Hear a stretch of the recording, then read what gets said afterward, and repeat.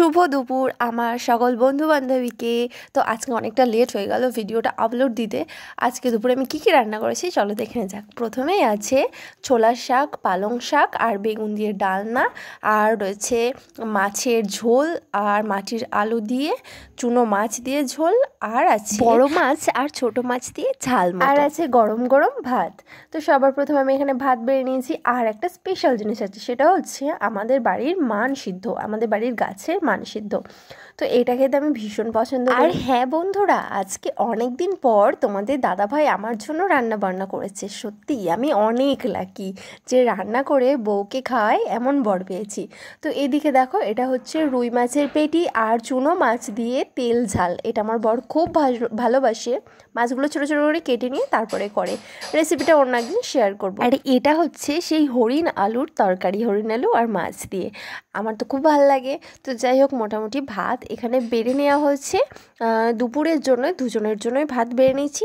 এবার তো খাওয়ার পালা, চলো টেস্ট করে দেখি সব থেকে ভালো কোনটা লাগলো। যেহেতু বরের হাতের রান্না, তো সবার প্রথমে মান সিদ্ধটা দিয়ে ভাত খেয়ে নিলাম। পুরো অর্ধেক ভাত তো এটা দিয়ে খাওয়া হয়ে গেছে। তারপরে ছোলার শাক দিয়ে ভাত মেখে আজকে বাজারে গেছিলাম কেনাকাটা করতে, তার জন্য একটু লেট হয়ে গেছে।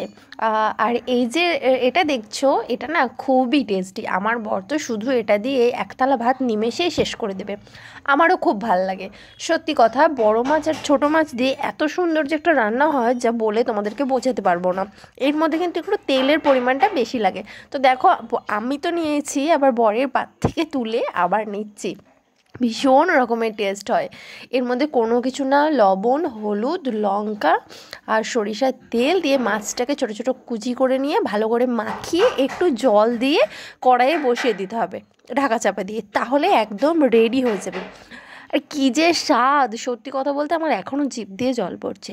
দারুণ দারুণ। আমার তো মনে হচ্ছে সব রান্নার মধ্যেই এটাকেই 100-এ 100 দেওয়া হবে।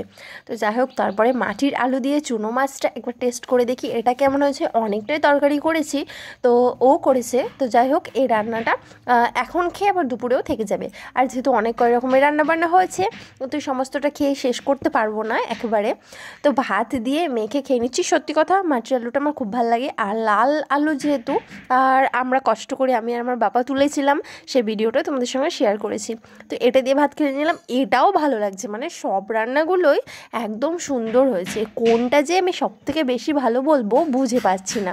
তারপরে এইদিকে দেখো, একটা মাছের পেটি নিয়ে নিয়েছি। মাছটা পুরো টাটকা, একদম ফ্রেশ ছিল। আজকে দুপুরে আমার বর আমার জন্য এতটাই রান্নাবান্না করেছে, আমি তো ভীষণ ভীষণ খুশি। আর রান্নাবান্না সবকটাই খুব খুব ভালো হয়েছে। তোমাদের কাদের কাদের বর রান্না করে খায় অবশ্যই কমেন্টে জানিও।